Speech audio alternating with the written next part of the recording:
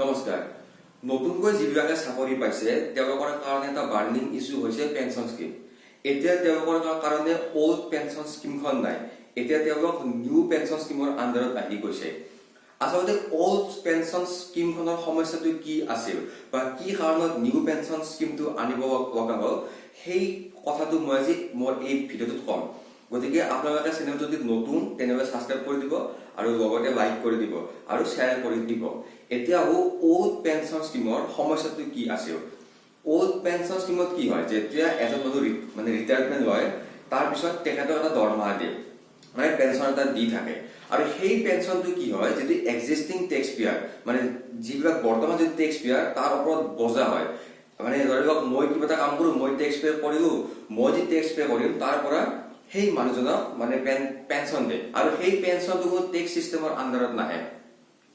গতিকে এতিয়া কি হয় গভৰ্ণমেণ্টৰ সেইভাগে লছ হয় এইটো মানে গভৰ্ণমেণ্টে মানে কথা যে তেখেতসকল লছা নহয় যে পইচাটো এনে গৈ থাকে তাত আৰু সেইজন মানুহ যেহেতু কোনো প্ৰডাক্টিভিটি নাই আফটাৰ ৰিটায়াৰমেণ্ট গতিকে পইচাটো মোটামুটি একাউণ্ট টু গভৰ্ণমেণ্ট যে এনে যোৱা যেন তেওঁলোকে ফিল কৰে চ' তেওঁলোকে নিউ পেনশন স্কিম আনিলে নিউ পেনশন স্কিমৰ আন্ডাৰত কি হয় 10% বেসিক পে পৰা কাটে আৰু 14% ষ্টেট গভৰ্ণমেণ্টে তাত জমা কৰে আৰু সেই ফাণ্ডৰ পৰা আফটাৰ ৰিটায়াৰমেণ্ট টেক্স মানে পেনশন দিব এই এমপ্লয়ী বিলাকক আৰু সেইটো মানে টেক্সৰ আন্ডাৰত আহিব প্ৰথম 60% যে উইথড্ৰ কৰিব ফাণ্ডৰ পৰা তাত টেক্স নাই কিন্তু মানে যেনে ৰিমেইনিং 40% তাত টেক্স থাকিব এতিয়া কথাটো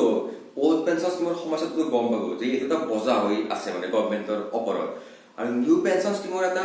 মানে পদাৰ কাৰণ আৰু এটা হৈছে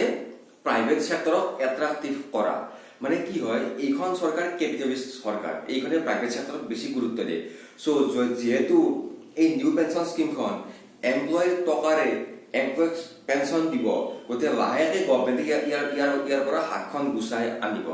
কোনোবা প্ৰাইভেট সেক্টৰক ক'ব যে তোমালোকে এই কামখিনি লিড লোৱা তেতিয়া গভৰ্নমেণ্টৰ টেক্স পাব প্ৰাইভেট সেক্টৰক গ্ৰ' কৰিব চ' এই নিউ পেনশন স্কিমৰ মাধ্যমেৰে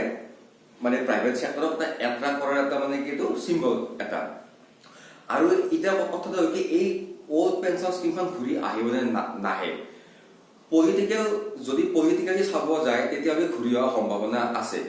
কিন্তু ইকনমিক্যালি চাব গ'লে এইখন ঘূৰি অহাৰ সম্ভাৱনা নাই পলিটিক্যালি ঘূৰি অহাৰ সম্ভাৱনা এই কাৰণে আছে যে বিভিন্ন ৰাজ্যত যেতিয়া মানে আমাৰ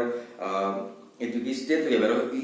ইলেকশ্যন হয় তেতিয়া কি হয় কিছুমান মানে পাৰ্টিয়ে এইটো মানে কি কৰে মেনিফেষ্টত লিখি দিয়ে যে আমি ওল্ড পেনশন স্কিমখন মানে আনিম কিন্তু কি মানে তেতিয়া কি হয় মানে ৰাজ্যসভাটো ভোটৰ কাৰণে কৰে যদি ধৰক পলিটিক্যাল ৰিজনত যদি এইখন স্কিম যদি ঘূৰি আহে তেতিয়া আহিব কিন্তু ইকনমিক্যাল ৰিজনত এইখন পলিচি ঘূৰি অহাৰ সম্ভাৱনা নাই চ' আজি ভিডিঅ'টোত এইখিনিয়ে আশা কৰোঁ চাই ভাল পালে যদি ভাল পাইছে তেনেহ'লে লাইক কৰি দিব চেনেলটো ছাবস্ক্ৰাইব কৰি দিব আৰু শ্বেয়াৰ কৰি দিব ধন্যবাদ